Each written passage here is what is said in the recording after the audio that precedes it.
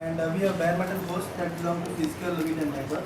So we do not have a mechanism to make them communicate with each other. So what we do is we provide L2 gateway in between. So this L2 gateway translate the VXLAN or overlay frames into VLAN frames and vice versa. So in the proposed L2 gateway support, what we do is we abstract the physical L2 gateway and its interfaces, basically it's a switch, into logical L2 gateway objects in Neutron, and then we manage them.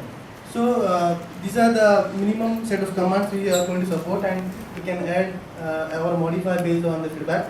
So the must commands are creation of logical gateway, which consists of the logical gateway name, that is the name what you want. The device name is the physical switch identifier, that is nothing but the L2 gateway, and the physical port identifier, that is the port of the L2 gateway. Similarly, when you want the VXLAN ID to be bound to VLAN ID, so we propose net gateway connect command, in which you specify the VXLAN ID and the segmentation ID, that is nothing but the VLAN ID in the physical network. Similarly, when you want to destroy the binding of VXLAN to VLAN, so we are proposing disconnect command, which takes the same parameters as connect. So in the proposed architecture, we propose the L2 gateway service plugin, and so that communicates with the L2 gateway agent. The green boxes what I have shown is they are not there in the Neutron today. So they communicate over the RabbitMQ bus, and then L2 gateway talks to the OSDB 2.3.x server over OSDB protocol.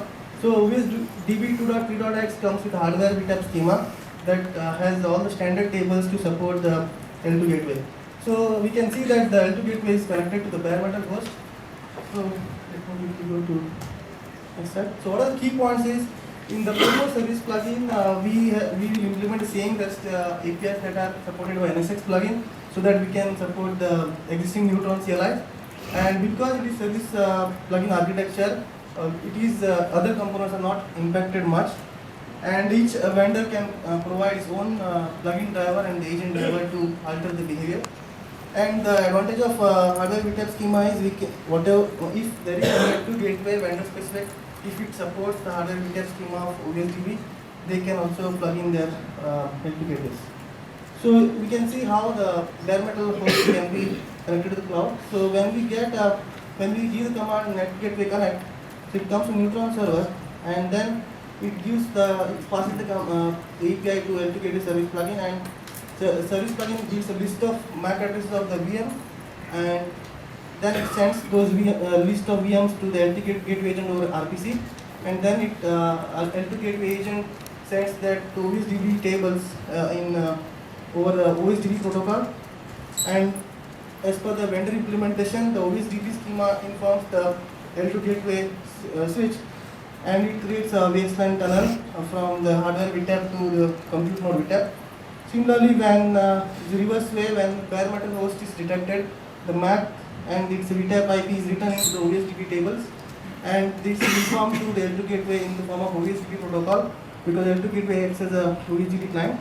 And from there, over RabbitMQ RPC, it sends to the service plugin, and then service plugin sends a RPC message like L2 population to the L2 agent, and L2 agent compute node creates reverse VXLAN tunnel to the hardware VTAP.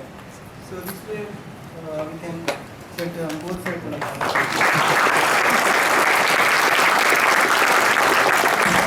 So I'll be keeping this corner, or you can contact me over IRC or email.